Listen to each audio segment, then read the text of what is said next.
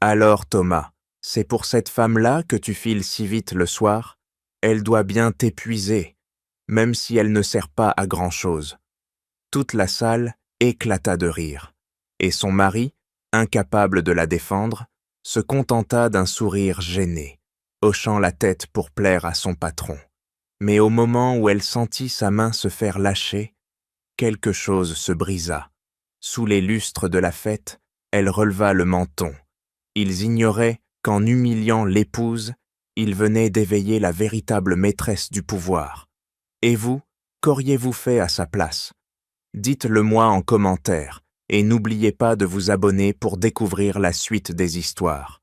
Sous les plafonds vertigineux du grand hôtel parisien, l'atmosphère semblait avoir été raréfiée, aspirée par des centaines de poumons avides de reconnaissance sociale et remplacée par une vapeur toxique faite de parfums coûteux, de champagne tiède et d'ambition brute.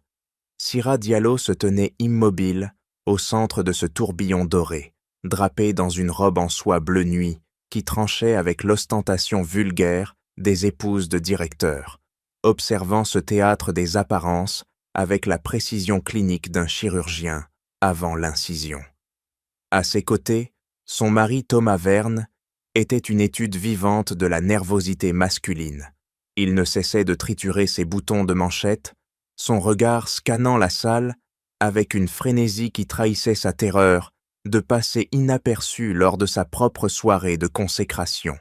Il y avait quelque chose de pathétique dans sa posture, une inclinaison presque servile de la colonne vertébrale chaque fois qu'un supérieur passait à proximité, et Syrah sentit une pointe de tristesse lui serrer la gorge en réalisant que l'homme qu'elle aimait se dissolvait peu à peu dans cet acide corporatif.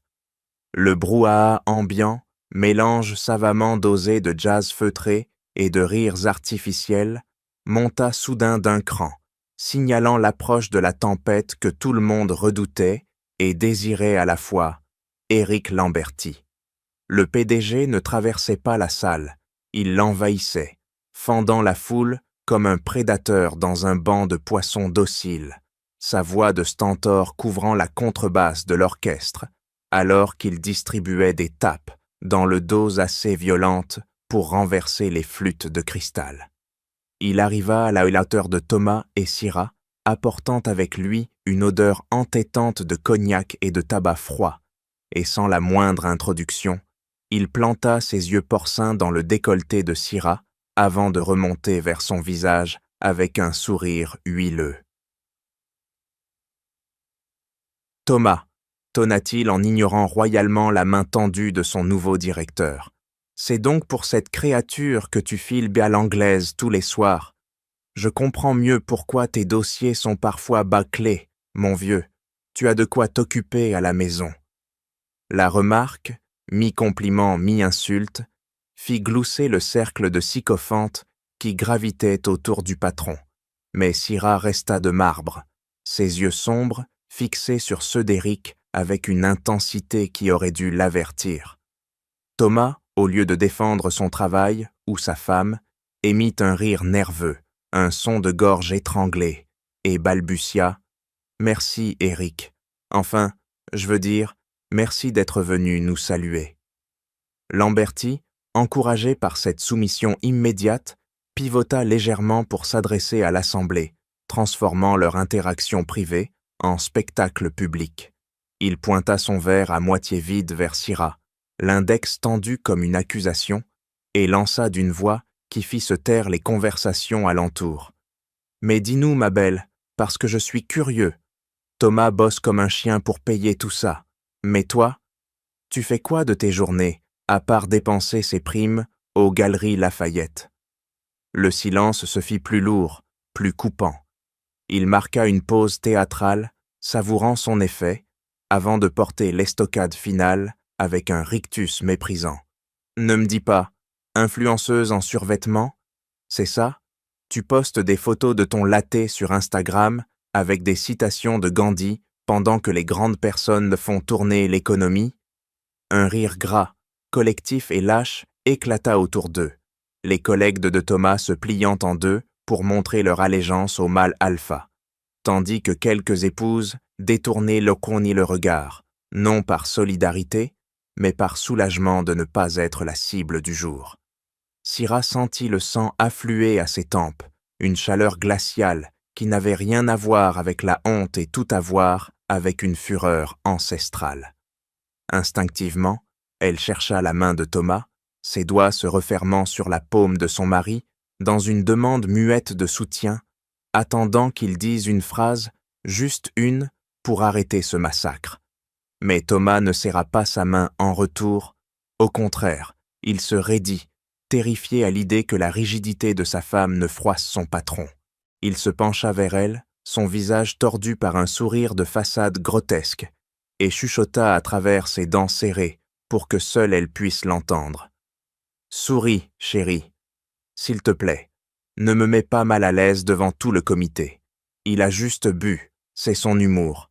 Ne gâche pas tout. » Puis, dans un geste d'une violence psychologique inouïe, Thomas desserra ses doigts et retira lentement sa main de celle de Syrah, la laissant flotter dans le vide comme un objet inutile, coupant physiquement le lien qui les unissait pour ne pas être éclaboussé par le ridicule dont sa femme était couverte.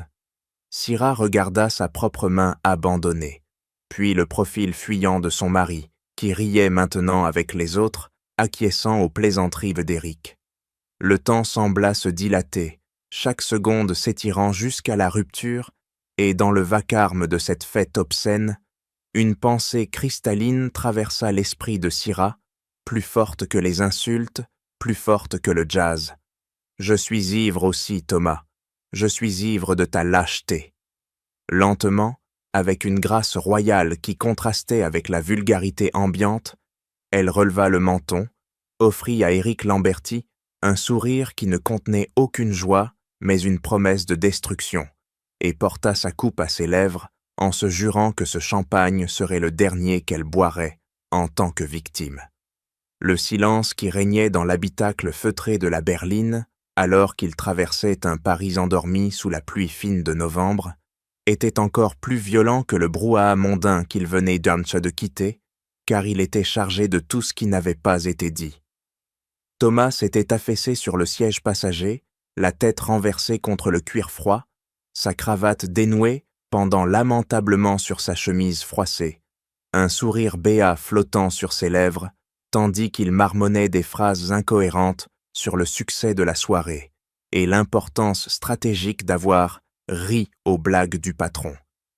Syrah conduisait avec une précision mécanique, ses mains serrant le volant gainé de cuir avec une telle force que ses articulations en étaient devenues blanches, son regard fixé sur l'asphalte brillant qui défilait comme un ruban noir sans fin, refusant de laisser son attention dériver vers l'homme pathétique assis à ses côtés. Chaque lampadaire qui balayait l'intérieur de la voiture éclairait brièvement le visage de son mari, révélant les traits d'un étranger, d'un homme prêt à sacrifier la dignité de celle qu'il avait juré de protéger pour grappiller quelques de miettes de pouvoir au banquet des loups. Lorsqu'ils arrivèrent enfin devant leur immeuble haussmannien, elle dut presque le porter jusqu'à l'ascenseur, supportant le poids de son corps inerte et l'odeur rance de l'alcool, une métaphore physique accablante du fardeau émotionnel qu'elle traînait depuis des mois. Une fois la porte de l'appartement refermée, Thomas s'écroula sur le grand canapé en velours du salon, balbutiant encore que c'était une nuit magnifique, avant de sombrer dans une torpeur immédiate, laissant Syrah seule, au milieu de ce décor domestique qui lui semblait soudain aussi étranger qu'une salle d'attente d'aéroport. Elle le regarda une dernière fois, non pas avec haine, mais avec une froideur clinique, comme on observe un spécimen sous une lame de verre, puis elle se détourna et se dirigea vers le fond du couloir, vers la seule pièce de la maison dont Thomas n'avait jamais vraiment compris l'utilité. Elle ouvrit la porte de son bureau, entra et tourna le verrou à double tour, le déclic métallique agissant comme un signal pavlovien qui fit tomber instantanément le masque de l'épouse docile.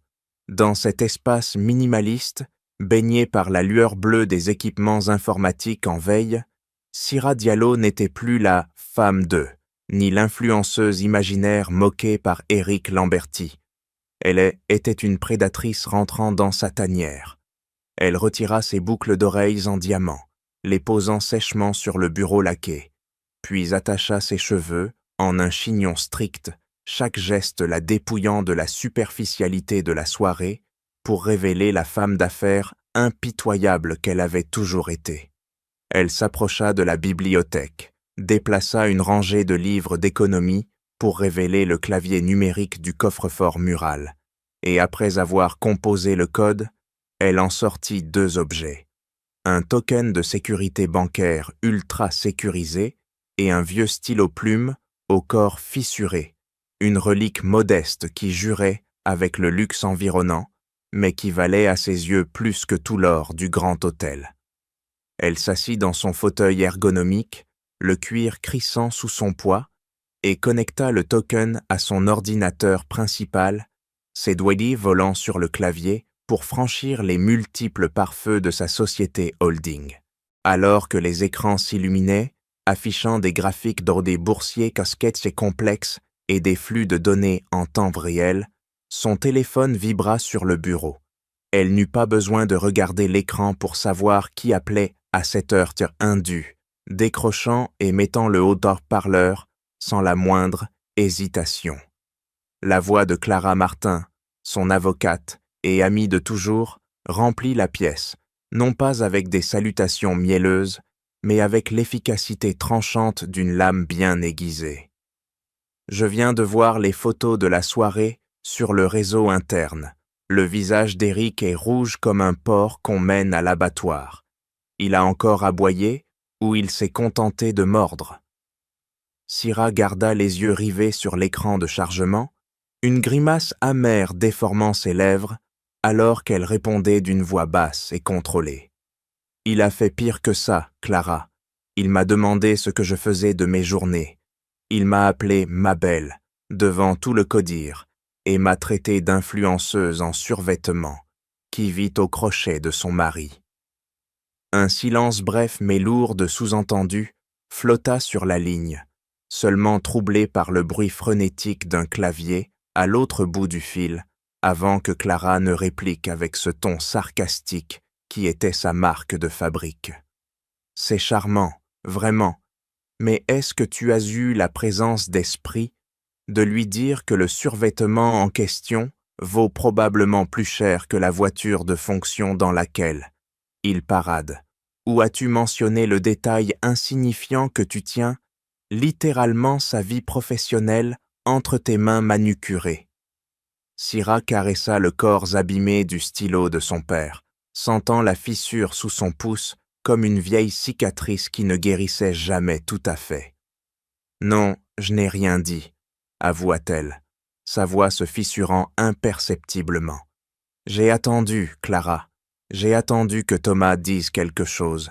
J'ai espéré jusqu'à la dernière seconde qu'il ait un sursaut d'orgueil, qu'il choisisse sa femme plutôt que sa carrière. »« Syrah, écoute-moi bien, » la coupa Clara, sa voix devenant soudainement plus douce mais infiniment plus sérieuse. « Ton père aussi a espéré.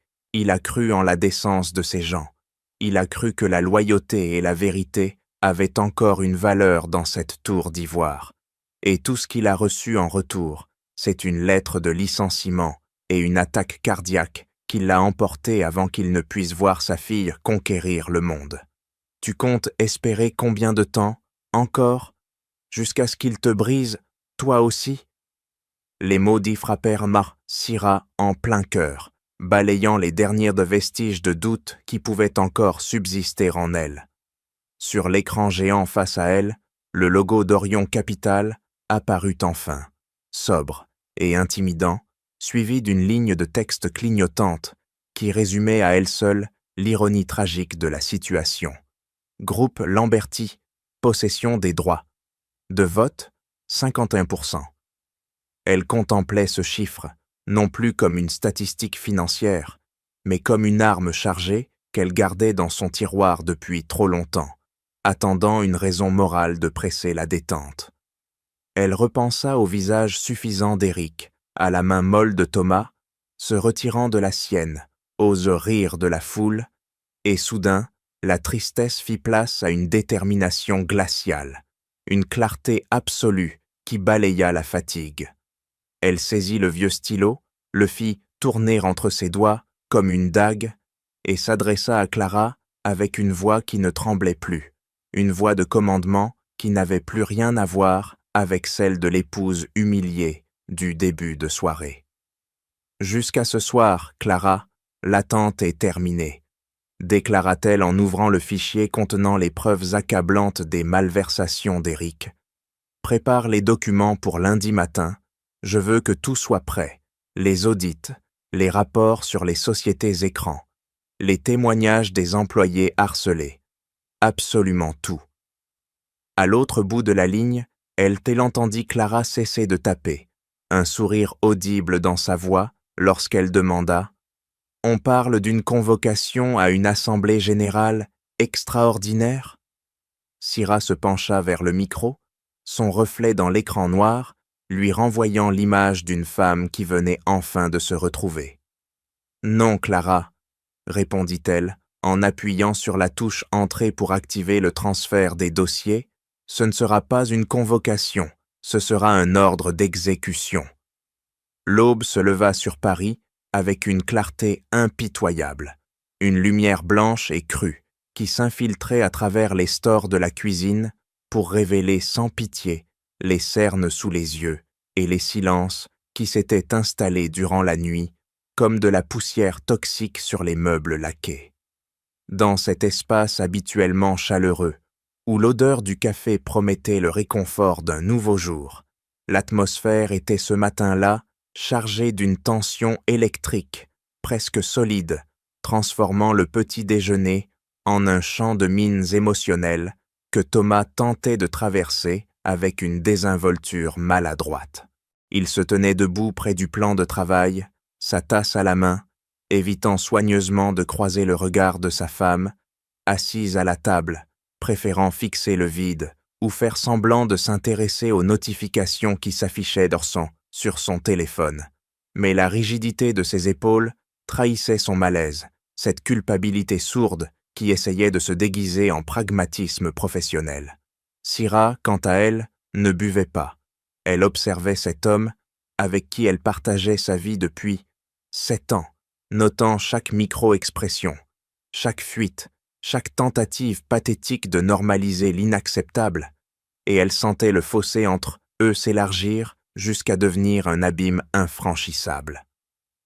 Thomas finit par briser le silence, non pas avec des excuses, mais avec le ton agacé de celui qui veut tourner la page trop vite, posant sa tasse avec un peu trop de force, avant de se tourner vers elle, avec un sourire qui se voulait rassurant, mais qui n'était que condescendant. « Tu m'en veux encore pour hier soir, n'est-ce pas ?» commença-t-il, passant une main dans ses cheveux, comme pour chasser le souvenir de sa propre lâcheté.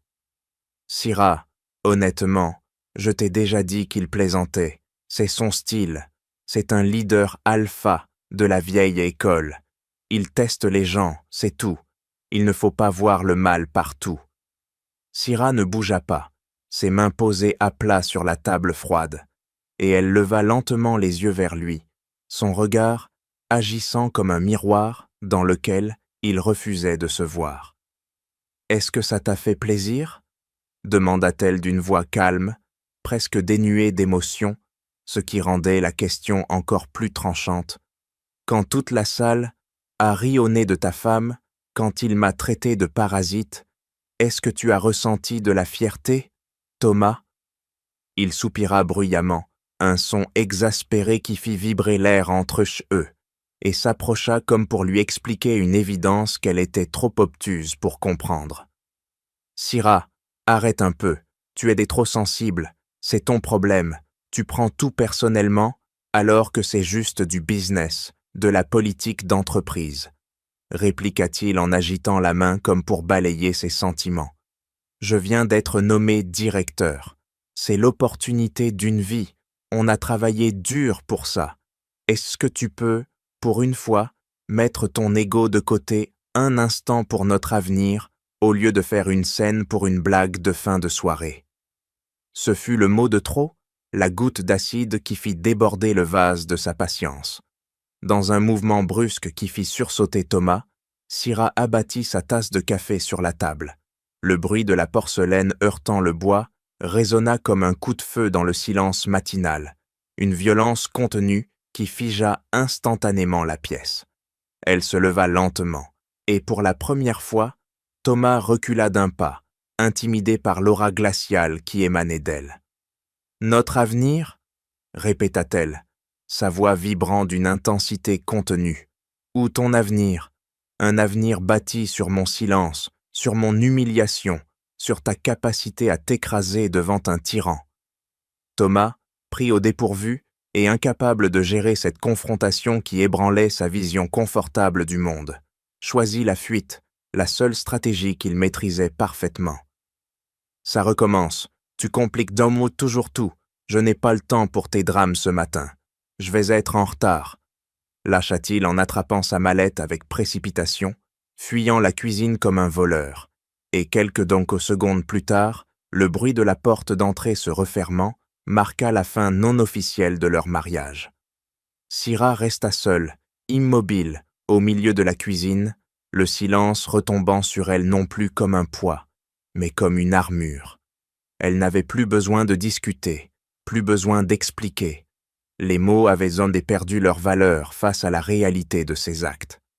Elle sortit son téléphone de sa poche, l'écran s'illuminant dans la pénombre relative de la pièce, et ouvrit l'application Instagram, naviguant vers sa liste d'amis proches avec une précision méthodique. Là, dans le cercle vert, réservé aux intimes, se trouvait la story de Lucie, la jeune assistante marketing qu'elle avait rencontrée lors d'un déjeuner informel des mois plus tôt. La vidéo était tremblante, filmée clandestinement sous une table, mais l'image était claire et le son parfait. On y voyait Éric Lamberty, plus tard dans la soirée, le visage déformé par l'alcool, imitant de manière grotesque un employé bègue qu'il venait de licencier, tandis que la légende ajoutée par Lucie clignotait en lettres blanches sur fond noir. C'est ça, un leader dégoûté. Syrah regarda la vidéo 2 fois, son visage ne trahissant aucune émotion, mais ses yeux brillaient d'une lueur dangereuse, celle d'un général qui vient de trouver la faille dans les défenses ennemies. Ce n'était pas seulement une preuve de la cruauté d'Éric, c'était le détonateur qui allait faire imploser tout le système, et le fait que ce soit Thomas qui l'ait poussé à bout ce matin était l'ironie suprême de l'histoire. Elle ferma l'application, ouvrit sa messagerie sécurisée et composa un message pour Clara, ses doigts tapant sur l'écran avec une fluidité létale, chaque lettre étant un clou dans le cercueil de la carrière de son mari et de son patron. « Envoie les convocations », écrivit-elle. « Réunion extraordinaire lundi matin. Présence obligatoire d'Éric. On active le plan global. Je veux qu'il soit assis en face de moi quand le monde s'écroulera. » Elle appuya sur « Envoyer », posa le téléphone sur la table à côté de la tasse de café froid, et pour la première fois depuis la veille, elle prit une profonde inspiration, sentant l'air remplir ses poumons non plus d'angoisse, mais de la puissance pure de la vengeance qui se mettait en marche. Le siège social du groupe Lamberty dominait le quartier de la Défense telle une forteresse de verre et d'acier, une tour d'ivoire moderne conçue pour intimider le commun des mortels et flatter l'ego démesuré de ceux qui en arpentaient les couloirs feutrés. Au dernier étage, dans la salle du conseil où se décidaient là les destins de milliers d'employés, le silence était absolu, seulement troublé par le ronronnement imperceptible de la climatisation centrale qui maintenait l'air à une température clinique, préservant les esprits échauffés de la réalité du monde extérieur. Il était 8h55 ce lundi matin lorsque Syrah Diallo s'installa dans le fauteuil en cuir noir réservé au président-directeur général, un trône ergonomique qui tournait le dos à la porte d'entrée en acajou massif pour faire face à l'immense baie vitrée, offrant une vue panoramique et imprenable sur tout Paris. Elle ne portait plus la robe de soie bleue, vaporeuse de la veille, cette tenue de camouflage qui l'avait fait passer pour une épouse décorative, mais un tailleur noir d'une coupe chirurgicale, ajusté avec une précision militaire, ses cheveux tirés en un chignon strict qui dégageait son visage dépourvu de tout artifice inutile, révélant une expression de calme prédateur. Elle attendait, immobile, les mains posées à plat sur les accoudoirs, écoutant le bruit des pas lourds et des voix fortes qui approchaient dans le couloir, le son caractéristique des hommes qui pensent que l'univers tourne autour de leur agenda. À 9 heures de précise, les lourdes portes s'ouvrirent à la volée, laissant entrer Éric Lamberty, suivi de sa cour habituelle de directeurs et de conseillers, tous riant d'une blague grasse qui mourut instantanément sur leurs lèvres, lorsqu'ils réalisèrent que la place d'honneur, le siège sacré du pouvoir, était déjà occupée par une silhouette qui leur tournait le dos, contemplant la ville grise sous la pluie. L'effet de surprise figea le groupe sur le seuil, une hésitation collective qui dura quelques secondes, avant qu'Éric, récupérant son arrogance habituelle, comme on enfile un manteau familier, ne s'avance d'un pas lourd, persuadé qu'il s'agissait d'une erreur administrative, ou d'une audace qu'il allait punir avec plaisir. Le fauteuil pivota alors avec une lenteur calculée, révélant Syrah qui les observait avec des yeux si froids qu'ils semblaient absorber la lumière de la pièce, et l'incrédulité se peignit sur le visage bouffi du PDG lorsqu'il reconnut la femme qu'il avait humiliée 60 heures plus tôt. Un sourire méprisant, mélange de confusion et de dédain, tordit la bouche d'Éric tandis qu'il jetait un coup d'œil circulaire à ses collègues pour s'assurer qu'ils partageaient son amusement face à cette intrusion domestique. « Oui, Madame Verne » lança-t-il avec une fausse sollicitude qui suintait le venin, s'approchant de la table comme on s'approche d'un enfant égaré dans un magasin de porcelaine. « Thomas n'est pas là, ma petite dame. Vous êtes perdue? Vous avez confondu l'étage de la direction avec une réunion de parents d'élèves ou vous cherchez les toilettes ?» Il ne lui laissa pas le temps de répondre, se tournant vers son assistant personnel qui se tenait près de la porte, pâle comme un linge, et aboya son ordre habituel. « Appelez la sécurité immédiatement, qu'on raccompagne la Pounane en bas dans le hall pour qu'elle attende son mari. C'est une réunion d'actionnaires trop stratégique ici, pas un salon de thé pour épouses désœuvrées. » Syrah ne bougea pas d'un millimètre, ne cligna pas des yeux, ignorant totalement la menace implicite pour se concentrer sur le boîtier de commande incrusté dans le marbre de la table. Avec un calme déconcertant, elle pressa le bouton de l'interphone général, sa voix s'élevant claire et autoritaire dans le silence de la pièce, coupant net les ricanements naissants. La sécurité n'a pas besoin de monter. Par contre, veuillez faire entrer Maître Martin et l'équipe d'audit externe. Ils attendent dans le salon privé. Avant qu'Éric n'ait pu articuler une protestation ou comprendre ce qui se passait, les portes s'ouvrirent à nouveau pour laisser passer Clara Martin, impeccable dans sa robe d'avocate, suivie de 3 hommes en costume gris anthracite portant des mallettes identiques, l'air grave et professionnel des exécutants qui ne sont là que pour les chiffres. L'atmosphère dans la salle changea instantanément, passant de la moquerie à une tension palpable, l'air devenant soudain trop rare pour les poumons encrassés des membres du conseil qui reconnurent les insignes du cabinet d'audit le plus redouté de la place financière. Éric Lamberty recula d'un pas, son visage passant du rouge au blême, sentant le sol se dérober sous ses pieds, mais tentant encore de s'accrocher aux lambeaux de son autorité. « C'est quoi ce bordel ?» hurla-t-il en postillonnant, pointant un doigt, tremblant vers Syrah. « Qui vous a autorisé à faire entrer ces gens? Vous ne pouvez pas transformer mon conseil d'administration en cirque. Sortez d'ici avant que je ne fasse renvoyer votre mari pour faute grave. » Syrah se leva alors, lentement, dominant la table de toute sa connateur, et pour la première fois, elle laissa transparaître une fraction de la puissance qu'elle avait accumulée dans l'ombre toutes ces années. Elle prit un dossier noir, épais et menaçant, qui était posé devant elle, et d'un geste fluide et expert, elle le fit glisser le long de l'immense table vernie.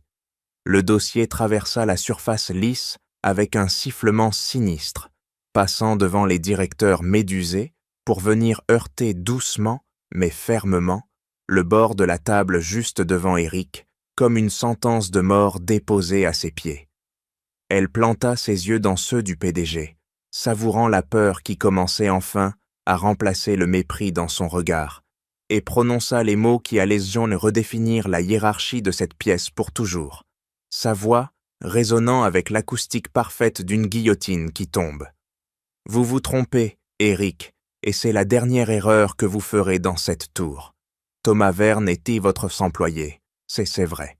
Un rouage que vous avez pris plaisir à écraser. » Elle fit une pause, laissant le poids du silence écraser les épaules de l'homme en face d'elle, avant de porter l'estocade finale avec une sérénité terrifiante. « Mais moi, je suis Orion Capital, je détiens 51% des droits de vote de ce groupe, et techniquement, depuis ce matin 9 heures, c'est moi qui paie votre salaire. » L'atmosphère dans la salle du conseil, qui quelques minutes plus tôt empestait l'arrogance masculine et la certitude du pouvoir, s'était transformée en un tribunal silencieux où l'air semblait s'être raréfié, rendant chaque respiration difficile pour les hommes en costume-cravate, assis autour de la table en acajou.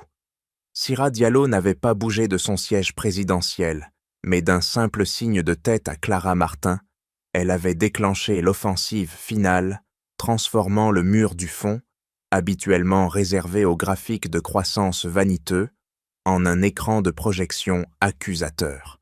Les diapositives défilaient avec une régularité métronomique, chacune étant un coup de marteau sur le cercueil de la carrière d'Éric Lamberty, exposant des flux financiers complexes que l'équipe d'audit avait mis des mois à détricoter pour révéler la vérité nue et laide qui se cachait derrière. Les colonnes de chiffres lumineux se reflétèrent sur la table vernie, illuminant les visages blêmes des administrateurs qui découvraient de l'ampleur du désastre, des millions d'euros siphonnés sous couvert d'honoraires, de conseils versés à des sociétés coquilles vides basées au Luxembourg, des factures de jets privés pour des vacances familiales maquillées en prospection commerciale et des notes de frais astronomiques pour des dîners où aucun client n'avait jamais mis les pieds. Cependant, ce n'était que l'aspect comptable de la guerre, et Sira savait que pour abattre un homme comme Eric, il ne suffisait pas de prouver qu'il était un voleur, il fallait prouver qu'il était un danger toxique pour l'image même du groupe. Elle fit un geste, et l'écran changea pour afficher une vidéo granuleuse, celle que Lucie avait capturée et qui circulait déjà comme un virus dans les veines numériques de l'entreprise. Le son fut monté au maximum, et la voix pâteuse d'Éric remplit la salle aseptisée, ses insultes misogynes et ses moqueries cruelles envers le personnel résonnant avec une vulgarité insupportable dans ce temple du sérieux. Les membres du conseil, ces hommes qui avaient d'enfermer les yeux tant que les dividendes tombaient parmi, se tortillaient maintenant sur leurs chaises, incapables de regarder l'écran, non pas par morale, mais par terreur de l'opinion publique et de la chute du cours de l'action que ce scandale provoquerait inévitablement. Éric Lamberty, qui était resté figé par la sidération, sembla soudain sortir de sa torpeur lorsque son propre rire enregistré s'éteignit. Il se leva avec une violence telle que sa chaise bascula en arrière, s'écrasant au sol dans un bruit de fracas qui fit sursauter l'assemblée. Son visage était passé du rouge congestionné à un violet alarmant, les veines de son cou saillant dangereusement alors qu'il frappait du poing sur la table, tentant désespérément de reprendre le contrôle par la seule méthode qu'il connaissait, l'intimidation brute. « C'est un piège !» hurla-t-il, sa voix se brisant sous l'effet de la rage. Tout ceci est une fabrication, un montage grotesque. Regardez-la, cette bonne femme. Elle n'est là que par vengeance. Il pointa un doigt accusateur vers Syrah, ses yeux exorbités, cherchant du soutien parmi ses anciens alliés, qui détournaient tous le regard. Tu es une garce manipulatrice, Syrah. Tu fais tout ça parce que je t'ai envoyé 1 ou 2 piques l'autre soir. Tu es prête à brûler une multinationale juste pour soigner ton petit ego blessé de femme au foyer? Tu n'es rien, tu entends? Rien qu'une épouse qui s'ennuie. Syrah ne sia pas, elle ne recula pas. Au contraire, elle attendit qu'il ait défini de postillonner sa haine, laissant ses mots flotter dans l'air pour que chacun puisse en mesurer la bassesse. Elle restait assise, les mains croisées devant elle, dans une posture de calme impérial qui contrastait violemment avec l'hystérie de l'homme debout. « Vous avez terminé, Éric ?»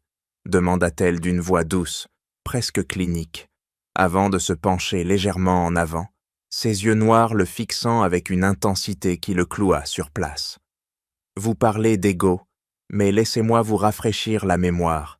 Il y a 10 ans, un comptable nommé Amadou Diallo travaillait dans ce bâtiment.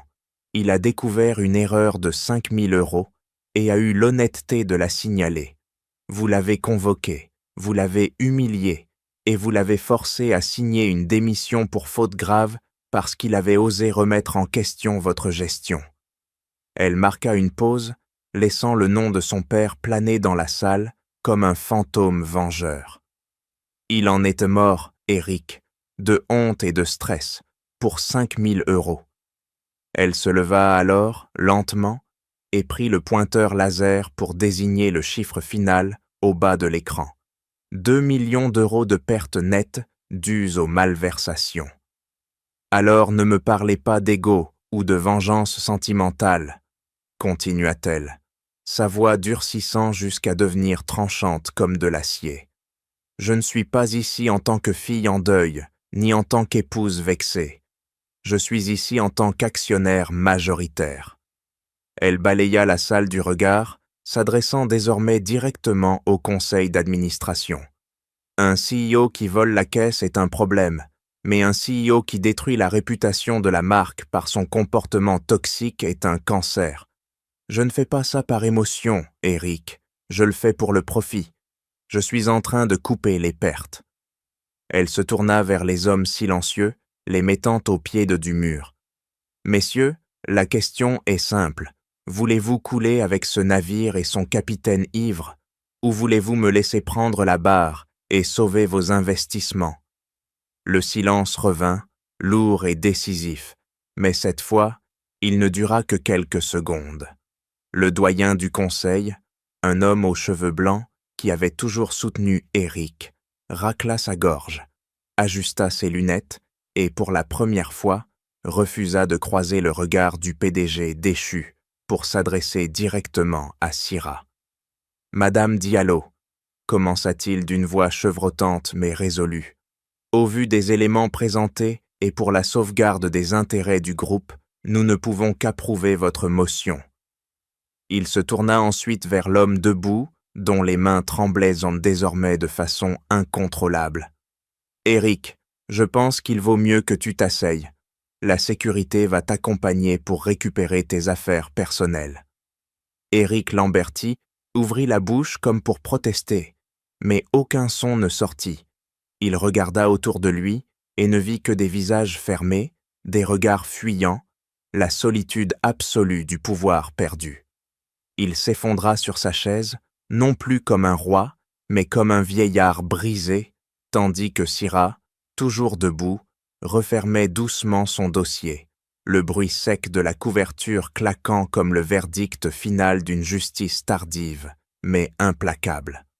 Le crépuscule avait envahi l'appartement conjugal, transformant les ombres familières des meubles en silhouettes menaçantes, tandis que Syrah Diallo attendait, assise dans le fauteuil du salon, avec pour seule compagnie le tic-tac régulier de l'horloge murale et la valise rigide posée près de la porte d'entrée comme une sentinelle muette. Il était passé 22 heures lorsque la clé tourna enfin dans la serrure, avec un grincement métallique qui résonna dans le silence oppressant, annonçant l'arrivée de l'homme qui, le matin même, était parti en croyant être un directeur prometteur et qui rentrait ce soir en étant le sujet de toutes les conversations de la machine à café. Thomas Verne franchit le seuil, et l'éclairage public filtrant à travers les rideaux révéla un visage ravagé, vidé de son sang, les yeux cernés par une journée d'humiliation continue où chaque regard de collègue avait été une flèche empoisonnée. Il ne prit même pas la peine d'enlever son manteau, laissant tomber sa mallette sur le parquet avec un bruit sourd, et se tourna vers sa femme avec une expression où la peur de l'avenir se mélangeait à une colère défensive, celle de l'animal blessé qui cherche à mordre la main qui ne l'a pas nourri. L'air entre eux devint instantanément lourd, chargé de 5 années de non-dits qui explosaient soudainement à la surface. Thomas commença à faire les 100 pas, agité, incapable de tenir en place, ses mains tremblantes, trahissant le chaos intérieur qui le dévorait. « Pourquoi » finit-il par hurler, sa voix se brisant dans les aigus. « Pourquoi tu ne m'as rien dit? Tu as une idée de ce que j'ai vécu aujourd'hui? C'est un massacre, Syrah, un véritable massacre social. » Il s'arrêta devant elle, les yeux écarquillés par l'incrédulité. « Tout le monde le sait, les secrétaires, les stagiaires, même les agents de sécurité me regardent différemment. C'est la blague du jour. Le mari de la patronne. Ils sont en train de parier sur l'heure exacte de mon licenciement. J'ai l'air d'un clown, d'un idiot utile qui ne savait même pas avec qui il dormait. » Syrah ne bougea pas, gardant son calme habituel, mais cette fois-ci, son silence n'était pas de la soumission, c'était de la patience. Elle le laissa déverser son venin, observant cet homme qui s'inquiétait de son image publique alors que les fondations de leur vie privée étaient en train de s'effondrer. Lorsqu'il reprit son souffle, elle posa sa question d'une voix douce mais implacable. « Est-ce que tu t'inquiètes pour ton image, Thomas, ou est-ce que tu t'inquiètes pour ma sécurité ?» Cette phrase sembla le frapper de plein fouet, mais au lieu de l'apaiser, elle raviva son sentiment d'injustice. « Ne renverse pas les rôles, » répliqua-t-il violemment. « Tu m'as menti pendant 5 ans. Tu as joué un rôle, tu as fait semblant d'être cette freelance modeste pendant que tu possédais la moitié de la ville. Tu m'as laissé trimer comme une bête de somme, m'inquiéter pour le crédit de l'appartement, courber l'échine pour une promotion minable alors que tu avais le pouvoir de tout changer d'un claquement de doigts. Tu m'as trahi. » Syrah se leva alors, lentement, et s'approcha de lui. Pour la première fois, son regard ne contenait ni colère ni reproche, mais une pitié profonde et dévastatrice, le genre de regard qu'on pose sur quelque chose de cassé qu'on ne peut plus réparer. « Je ne t'ai pas menti, Thomas, je n'ai juste rien dit, » corrigea-t-elle doucement, « et tu sais pertinemment pourquoi, au fond de toi. » Il ouvrit la bouche pour protester, mais elle ne lui en laissa pas l'occasion, poursuivant avec une clarté qui disséquait leur relation. « Parce que je voulais savoir si, quand je n'étais que Syrah, sans l'argent d'Orion, sans le pouvoir de licencier ton patron, tu me respecterais assez pour me défendre. » Elle fit un pas de plus, envahissant son espace personnel, l'obligeant à la regarder dans les yeux. « Vendredi soir, quand Eric m'a humilié, quand il m'a traité de moins que rien, tu avais le choix.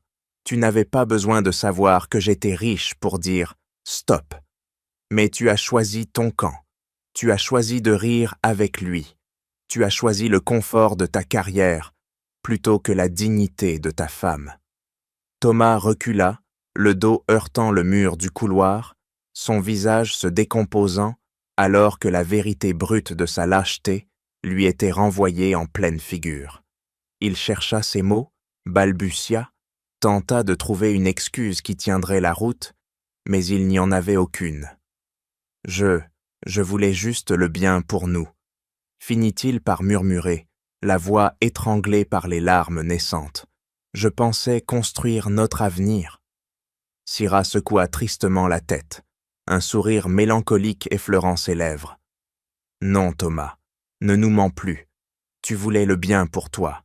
Tu voulais être le directeur, l'homme important. Et maintenant, je dois vouloir le bien pour moi. Elle se détourna de lui et se dirigea vers l'entrée, attrapant la poignée de sa valise. Le bruit des roulettes, sur le parquet, résonna comme le glas de leur union. Elle sortit son trousseau de clés de sa poche et le posa délicatement sur la console en bois, à côté du vide-poche où Thomas jetait habituellement sa monnaie. Le tintement du métal sur le bois fut le point final de la conversation. « Je vais à l'hôtel pour quelques semaines », annonça-t-elle sans se retourner, sa main sur la poignée de la porte. « Tu as besoin de temps, Thomas. Pas pour pleurer sur ton sort ou sur ce que pensent tes collègues, mais pour réfléchir, pour te demander si tu aimes la femme que je suis, ou si tu aimais simplement le fait que j'étais facile à gérer. » Elle ouvrit la porte, laissant entrer l'air frais du palier, et sortit sans claquer la porte, sans de drame, laissant Thomas seul dans l'appartement sombre, face à ses clés abandonnées et au silence assourdissant de sa propre conscience.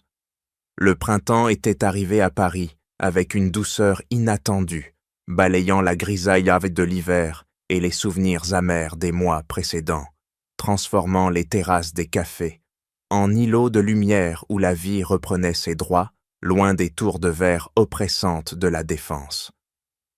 Syrah était installée à une petite table ronde en fer forgé, un rayon de soleil jouant sur l'écran de sa tablette où défilaient les rapports trimestriels du nouveau groupe Lamberty, une entité désormais purgée de ses éléments toxiques et réorientée vers une éthique que Clara Martin surveillait avec la vigilance d'un cerbère. Elle avait l'air différente, non pas physiquement, mais dans la manière dont elle occupait l'espace. Ses épaules n'étaient plus voûtées par le poids du secret ou de l'humiliation, et elle dégageait cette sérénité intouchable de ceux qui n'ont plus rien à prouver à personne. Elle leva les yeux de son écran lorsqu'une ombre se projeta sur la nappe blanche et vit Thomas s'approcher avec une hésitation qui ne lui était pas familière, comme s'il demandait silencieusement la permission d'entrer dans son champ de vision. Il avait changé, lui aussi. Le costume étriqué de l'ambitieux cadre moyen avait disparu, remplacé par une chemise en lin et une veste décontractée, et bien qu'il semblât plus maigre, ses traits étaient moins tirés, libérés de la tension permanente de devoir plaire à une hiérarchie abusive. Il tira la chaise en face d'elle, mais ne s'assit pas tout de suite, attendant un signe, un hochement de tête qu'elle lui accorda avec une neutralité bienveillante. « Merci d'avoir accepté de me voir », commença-t-il en s'asseyant, gardant une distance respectueuse entre ses mains et les siennes, conscient que le droit au contact physique se méritait désormais. Syrah éteignit sa tablette, posant l'appareil face contre table pour lui signifier qu'il avait toute son attention. « Tu as l'air mieux, Thomas », observa-t-elle simplement, sa voix dépourvue de l'acidité qui avait marqué leur dernière dispute. Il eut un petit rire sans joie, passant une main dans ses cheveux qui n'étaient en plus gominés à la perfection. « C'est l'effet du chômage, ou plutôt de la liberté, » répondit-il en croisant son regard. « J'ai déposé ma démission le lendemain de ton départ. Je ne pouvais pas rester, Syrah. Je ne pouvais pas travailler pour l'entreprise que ma femme possède, tout en gardant mon ancien ego mal placé. C'était intenable. » Syrah haussa légèrement les sourcils, surprise par cet aveu, car elle s'attendait à ce qu'il s'accroche à son poste, comme à une bouée de sauvetage. « Et tu vas faire quoi ?» demanda-t-elle sincèrement curieuse. Thomas se pencha légèrement en avant, l'air plus animé. « Je recommence à zéro. J'ai trouvé une petite boîte de conseils en logistique. Pas de soirée champagne, pas de PDG mégalomane, juste du travail, » expliqua-t-il, avant de marquer une pause, son regard se voilant d'une vulnérabilité nouvelle. « Et je vois quelqu'un, un thérapeute, pour comprendre pourquoi j'étais si terrifié à l'idée de ne plus être quelqu'un. Pourquoi j'ai préféré te laisser tomber plutôt que de risquer ma place au soleil. C'était la première fois qu'il formulait cette vérité sans se cacher derrière des excuses, et Syrah sentit un nœud se défaire dans sa poitrine, une tension ancienne qui se relâchait enfin. Elle le regarda longuement, scrutant son visage à la recherche de la moindre trace de mensonge, mais n'y trouva que la fatigue honnête d'un homme en pleine reconstruction. « C'est la chose la plus courageuse que tu aies faite, Thomas, » dit-elle doucement, et elle vit les épaules de son mari s'affaisser de soulagement à ces mots. Le serveur arriva pour prendre la commande, brisant momentanément l'intimité de l'échange, et lorsqu'il repartit, Thomas posa ses mains à plat sur la table, non pas pour la toucher, mais pour ancrer sa résolution. « Est-ce qu'il y a une chance ?» demanda-t-il, sa voix tremblant légèrement. « Je ne parle pas de revenir vivre ensemble demain, ni de reprendre là où on s'est arrêté, car cet ancien couple est lich-mort, et c'est tant mieux. Je parle d'une chance de construire quelque chose de vrai, plus tard ?» Syrah prit le temps de réfléchir, regardant les passants qui flânaient d'hommes sur le trottoir, savourant sa propre indépendance. Elle savait qu'elle n'avait pas besoin de lui. Son empire financier était solide, sa vie était remplie, et elle pouvait s'offrir tout ce qu'elle désirait. « Je ne sais pas, Thomas, » répondit-elle avec une franchise brutale mais nécessaire. « Je n'ai pas besoin d'un mari pour payer le crédit ou pour me donner un statut social. Je n'ai pas besoin d'un protecteur qui a peur de son ombre. » Elle reporta son attention sur lui, ses yeux noirs brillant d'une exigence nouvelle. « J'ai besoin d'un partenaire, d'un égal, quelqu'un qui n'a pas peur que sa femme soit puissante, quelqu'un qui peut marcher à côté de moi, pas derrière ni devant. » Thomas soutint son regard, acceptant le défi implicite de cette déclaration. « Je veux apprendre à être cet homme-là, » affirma-t-il. « Laisse-moi te devoir un rendez-vous, une vraie rencontre, pas un dîner d'affaires où je te demande de sourire pour la galerie, mais un moment juste pour nous, pour voir si on peut encore rire ensemble. » Un silence s'installa, mais il n'était plus lourd ni menaçant. C'était un silence de possible, un espace ouvert où l'avenir pouvait s'écrire sans les ratures du passé. Syrah finit par laisser un sourire étirer ses lèvres, un sourire véritable qui atteignit ses yeux. « On verra comment tu te comportes, » concéda-t-elle avec une pointe d'amusement. « Mais pour l'instant, c'est toi qui règles l'addition. Tu m'as invité après tout. » Thomas éclata de rire, un son clair et libéré, et sortit son portefeuille avec une maladresse touchante, cherchant de la monnaie comme un étudiant lors d'un premier rendez-vous, loin des gestes calculateurs du cadre qui sortait sa carte corporate. Syrah se leva, ajusta son sac sur son épaule et le regarda une dernière fois avec une forme de respect renaissant. Elle ne lui donna pas de baiser, pas encore, mais le hochement de tête qu'elle lui adressa valait toutes les promesses. Elle quitta la terrasse, se mêlant à la foule parisienne, se sentant légère comme elle ne l'avait pas été depuis des années. Alors qu'elle marchait, elle sortit son téléphone et tapa un message rapide à Clara. Le projet de restructuration de l'entreprise est terminé, et pour ce qui est du projet personnel. Disons que les indicateurs sont en hausse. Elle rangea l'appareil, releva le col de sa veste et disparut au coin de la rue. Une femme qui avait traversé l'ombre pour définir sa propre lumière, laissant derrière elle un homme qui apprenait enfin à être lui-même. Merci d'avoir écouté cette histoire jusqu'au bout. J'aimerais beaucoup savoir ce que vous en pensez. Qu'auriez-vous fait à la place de Syrah? Son choix vous semble-t-il juste ou auriez-vous pris une autre voie? Partagez vos impressions, vos sentiments, vos réflexions. Merci encore pour votre présence et votre soutien. On se retrouve très bientôt pour une nouvelle histoire. À très vite.